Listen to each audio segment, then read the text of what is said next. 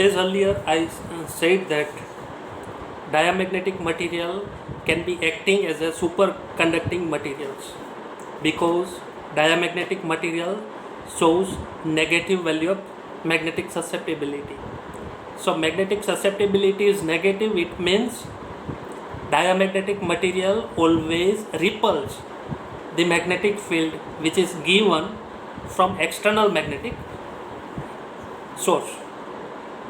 So this could be understood by this manner. This is a normal conductor. Normal conductor allow to pass each and every magnetic field lines which were falling onto the material. But this one is diamagnetic material. Diamagnetic material will repulse each other. So magnetic field lines are not able to pass throughout the diamagnetic material. So we can say that each and magnetic field lines are passed out by the diamagnetic material. Further, actually magnetic field means there are two types of magnetic field. Type 1 is uniform magnetic field, type 2 is non-uniform magnetic field. Uniform magnetic field means at each and every place of this space or region we will find the constant value of the magnetic field. Non-uniform magnetic field means at a space 1, at a region 1 there is a something value, another region another one value. So there is not a uniform value, there is not a constant value of a magnetic field. So the value of magnetic field depends on the region, that which region you are selecting. So such types of non-uniform magnetic field is applied to the diamagnetic material, paramagnetic material and ferromagnetic material. So what happens? Diamagnetic material will not allow to pass the magnetic field lines. If we see paramagnetic material will allow to pass magnetic field lines. And if we see ferromagnetic material, magnetic susceptibility of the ferromagnetic material is much greater than any type of magnetic material.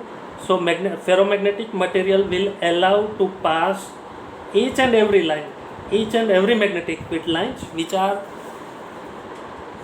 applied to the ferromagnetic material from the external magnetic field source.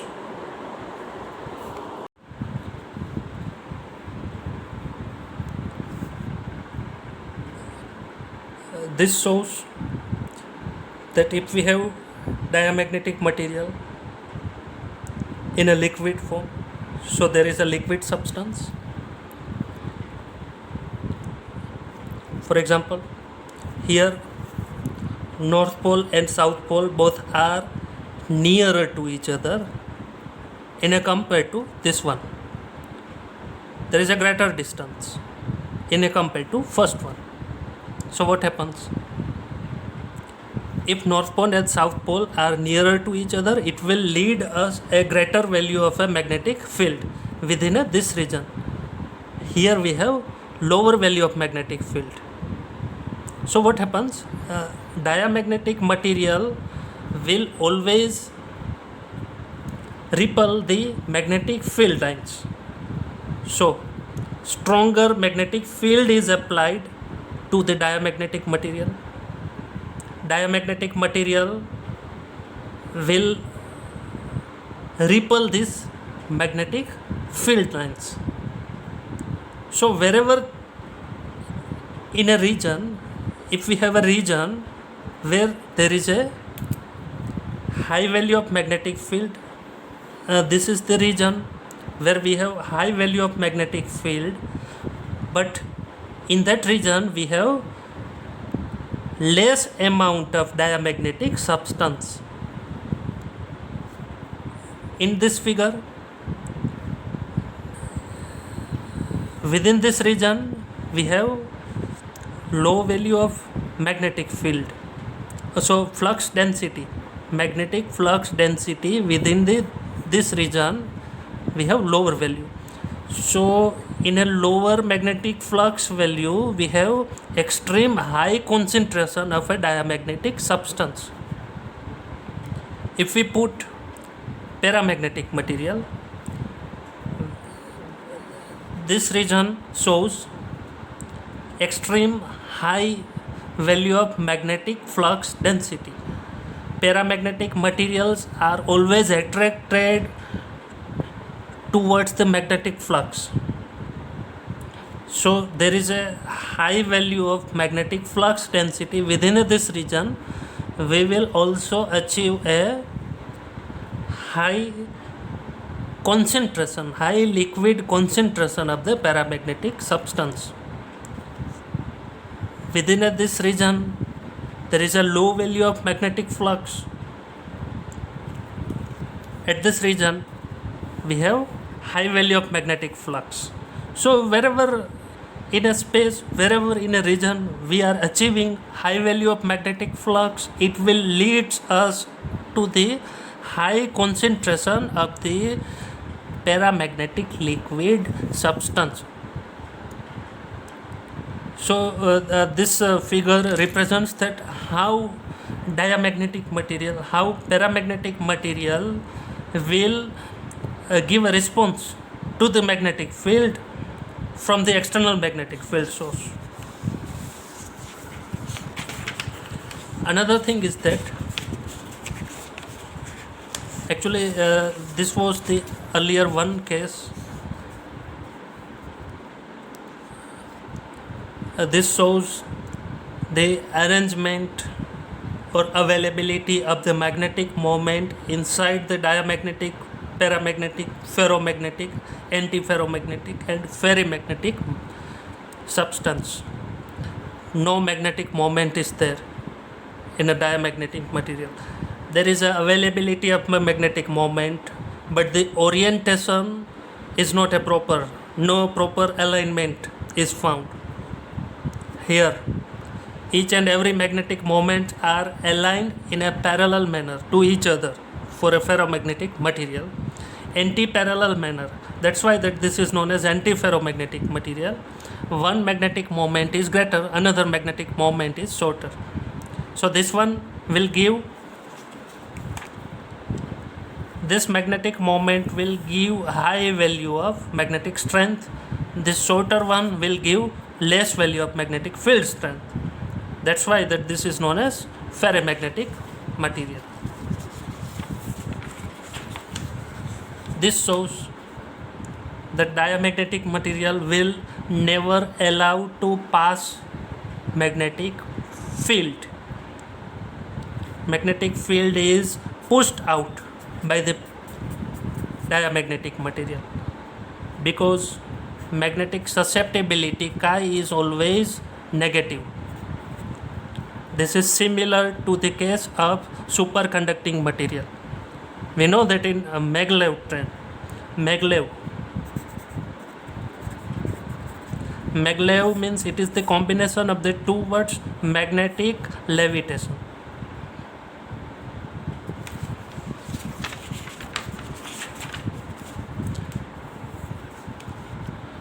This figure shows, this one is diamagnetic material.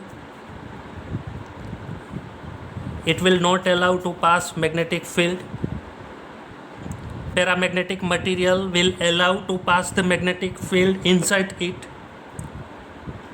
Ferromagnetic material will also allow to pass magnetic flux.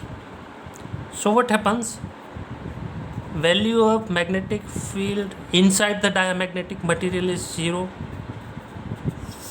This value for the paramagnetic material is positive, but this is much greater than that of the 0.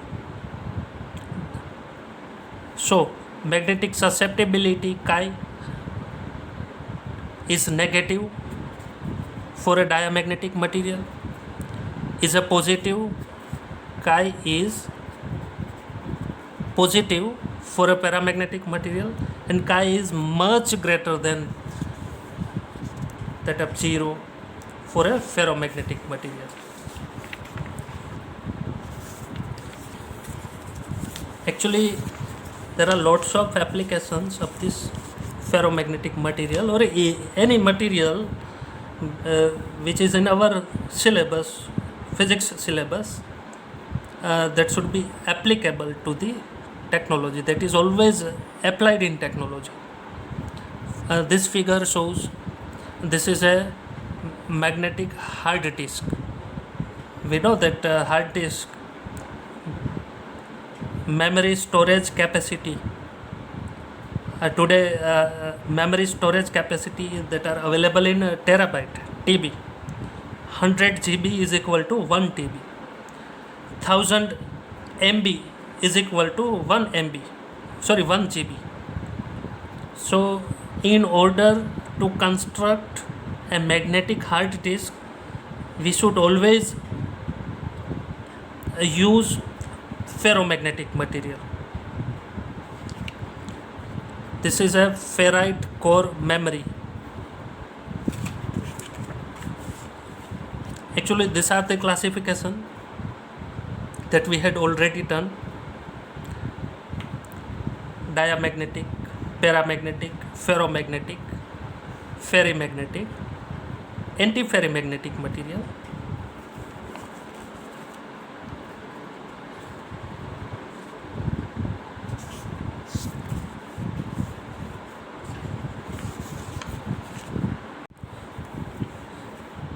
Now there should be one question in our mind.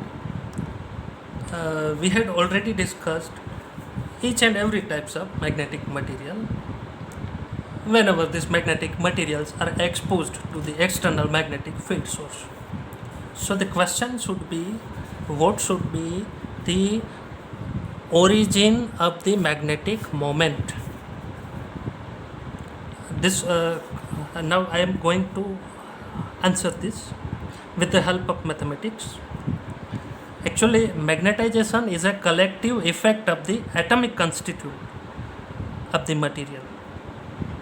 For understanding this collective magnetic field, we must look into the classical atomic model.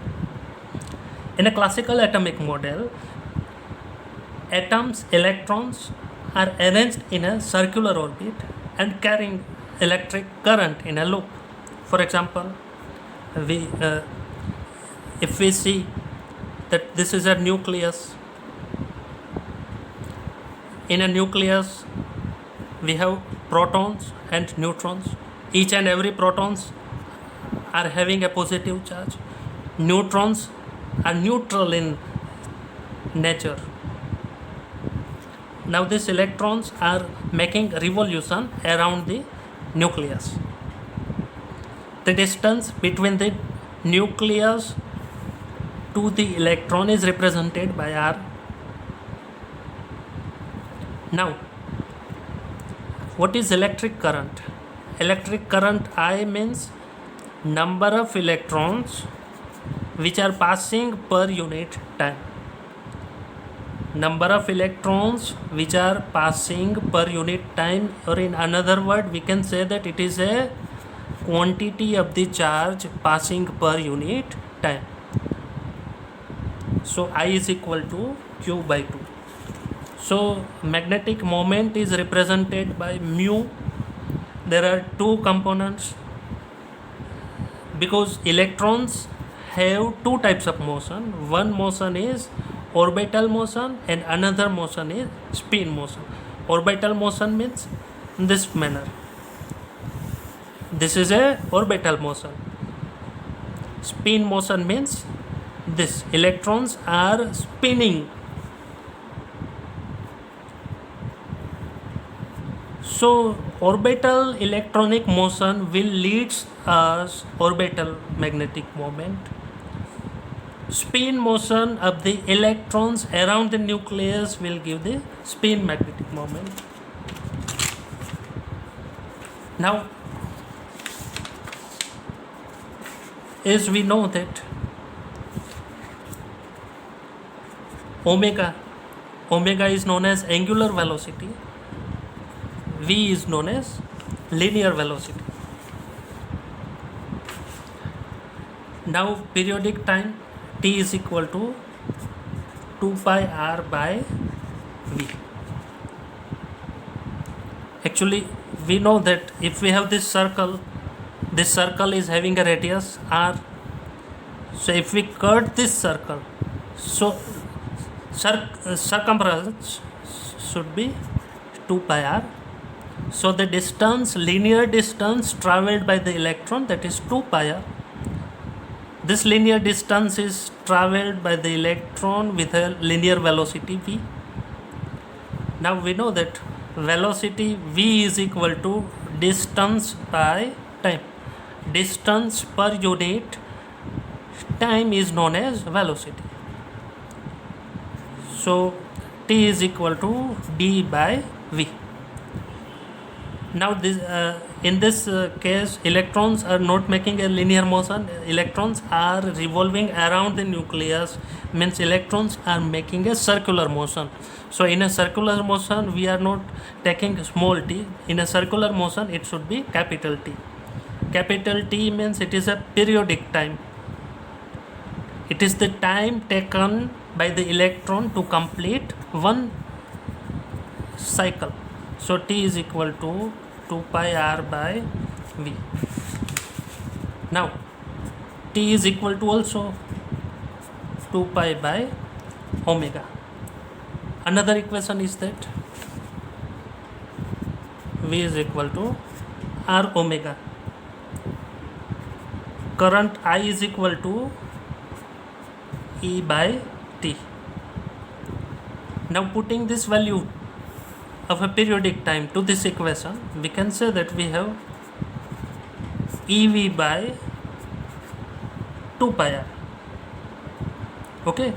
Now cross-sectional area of this circular path is pi r square, because r is a radius, r is a distance between the electron which are making circular motion around the nucleus to the nucleus. So mu is equal to Ia, and that is equal to I. We are putting the value of I to this equation. I is equal to EV by 2 pi r. A, area of a circle is represented by pi r square, where r, small r is radius. So ultimately we had achieved that mu is equal to E by 2me into L, where L is known as angular momentum. L is equal to AmVr. As we know that small p is known as linear momentum, L is known as angular momentum, V is known as linear velocity, omega is angular velocity. These are the linear motion, this is angular motion. Small t time, but in this angular motion we should take periodic time.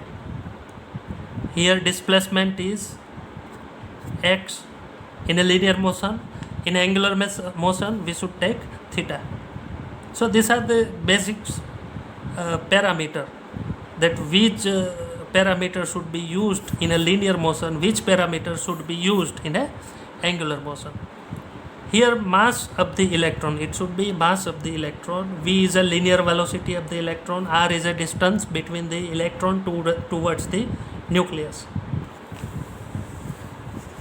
So this equation suggests the value of angular momentum L of the electron having the mass small me, electron having the linear velocity v, and the electron having a distance between the nucleus, electrons having the distance r from the orbit towards the nucleus.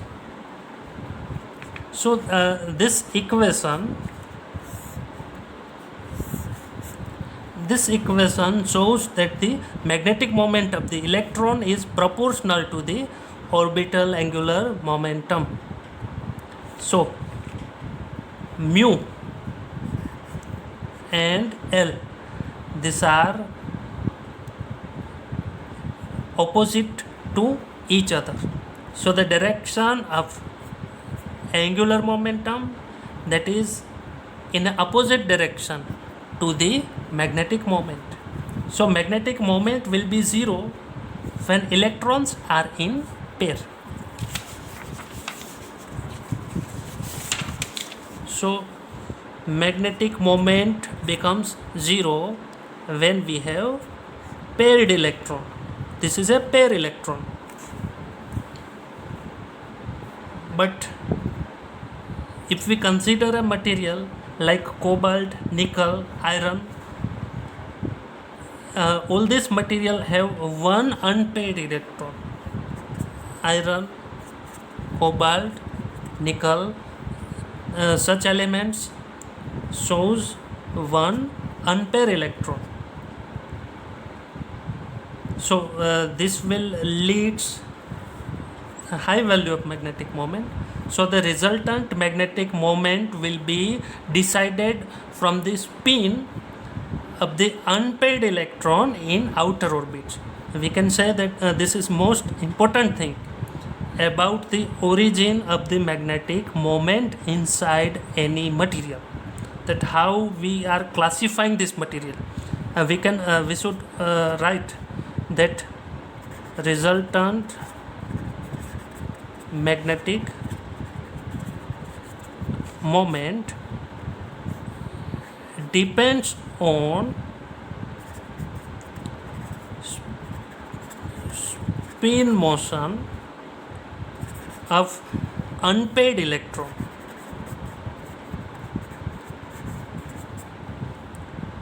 in outer orbits. Valence electron means this is a valence electron.